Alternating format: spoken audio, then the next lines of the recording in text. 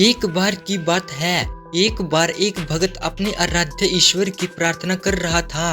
प्रार्थना करते करते वह रो रहा और भगवान से कह रहा, जिंदगी में मेरी कोई कदर नहीं है, मेरी जिंदगी में कोई वैल्यू नहीं है, मेरा बुरा वक्त चल रहा है, कृपया मुझे कोई रास्ता दिखाएं। तो भगवान ने उसकी सुन ली और उसको एक पत्थर दिया, लाल चमकदार। भगवान ने कहा कि जाओ और इस पत्थर की कीमत पता करके आओ, लेकिन तुम इस पत्थर को बेच नहीं सकते।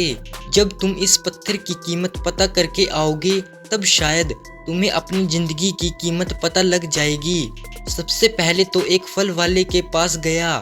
उसने फल वाले को वह लाल चमकदार पत्थर दिखाया और पूछा कि यह पत्थर कितने का है। तो उसने कहा कि इसके बदले में तुम मुझसे 1 दर्जन आम ले सकते हो। लेकिन उसने कहा, मैं इस पत्थर को बेच नहीं सकता, मुझे सिर्फ इसकी कीमत पता करनी है। फल वाले ने कहा कि मैं इसके बदले में आपको सिर्फ 1 दर्जन आम ही दे सकता हूँ। आगे चला गया। आगे जाकर एक सब्जी मंडी में पहुंचा तो उसने दुकानदार से कहा, ये पत्थर कितने का है। उस दुकानदार ने उस पत्थर को ध्यान से देखा और कहा, इस पत्थर के बदले में मैं तुम्हें 1 बोरी आलू दे सकता हूँ। तो भक्त ने कहा, यानी कि आपकी नज़र में इस पत्थर की कीमत 1 बोरी आलू के बराबर है। सब्जी वाले ने कहा, बिल्कुल। भक्त बोला, लेकिन मैं इस पत्थर को बेच नहीं सकता क्योंकि मुझे सिर्फ इसकी कीमत पता करनी है। वह आगे चला गया। वह मार्केट में गया। अब की बार वह सुनार की दुकान में गया, यानी कि सोने चांदी की दुकान में गया। वहाँ वह आधे घंटे तक बैठा रहा। सुनार ने पूछा कि यह पत्थर तुम्हें कहाँ से मिला। तो उसने सारी बात बताई। सुनार ने फिर जवाब दिया कि यह पत्थर मैं 1 करोड़ रुपए में खरीद सकता हूँ, यानी कि मेरे लिए इस पत्थर की कीमत 1 करोड़ है। वह चौंक गया, लेकिन उसने कहा कि मैं इस पत्थर को बेच नहीं सकता, मेरी मजबूरी है, मुझे सिर्फ इसकी कीमत पता करनी है। सुनार ने कहा कि मैं तुम्हें इस पत्थर के 2 करोड़ दे सकता हूँ। वो कहते हैं ना कि हीरे की परख जोरी को होती है। सुनार ने आखिर कहा, तुम यह पत्थर मुझे दे दो। लेकिन भक्त ने कहा कि नहीं, मैं इस पत्थर को बेच नहीं सकता।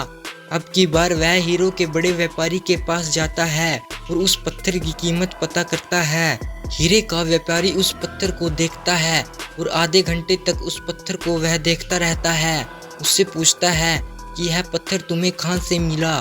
भक्त बोला कि पहले आप मुझे बताओ कि इसकी कीमत क्या है। हीरे का व्यापारी कहता है कि इसकी मैं क्या कीमत बताऊं जो बेशकीमती है। यह एक बहुत मूल्यवान रत्न है जिसकी अभी तक कोई कीमत नहीं है, इसका कोई मूल्य नहीं है। वह उस लाल चमकदार पत्थर को नमन करता है और लाल कपड़े में रखता है और वापस वही बात कहता है कि इसकी कोई कीमत नहीं है, यह बेशकीमती हीरा है। इस दुनिया में जितने भी हीरे हैं उन सब में कीमती रत्न है। अब वह वापस जाता है और वह भगवान से कहता है कि अब आप बताइए मुझे कि मेरी जिंदगी की क्या कीमत है। तो भगवान ने उसे कहा कि तुम गए थे, एक फल वाले के लिए इस पत्थर की कीमत अलग थी, एक सब्जी वाले के लिए इस पत्थर की कीमत अलग थी और सुनार के लिए इस पत्थर की अलग कीमत थी और हीरो के व्यापारी के लिए पत्थर की कीमत अलग थी। तो यही बात हमारी जिंदगी में भी लागू होती है, यानी कि तरह तरह के लोगों के लिए तुम्हारी वैल्यू अलग अलग है। तुम्हें अपने आप को निखारना है और अपने आप को संभालना है, अपने आप को बेहतर करने की कोशिश करनी है। जैसे जैसे तुम हीरे को बेचने के लिए आगे बढ़े, वैसे वैसे तुम्हें खुद को संवारने के लिए आगे बढ़ते रहना है। जिस दिन तुम हीरो के व्यापारी के संपर्क में आ जाओगे, उस दिन तुम्हारे अंदर का टैलेंट पहचान लिया जाएगा। उसी दिन तुम्हें वह अपॉर्चुनिटी मिल जाएगी या तुम्हें वह अवसर मिल जाएगा जिसकी तुम्हें तलाश है। तो तुम्हें निराश होने की जरूरत नहीं है। तुम्हारी जिंदगी की कीमत उसी लाल पत्थर की कीमत के बराबर है।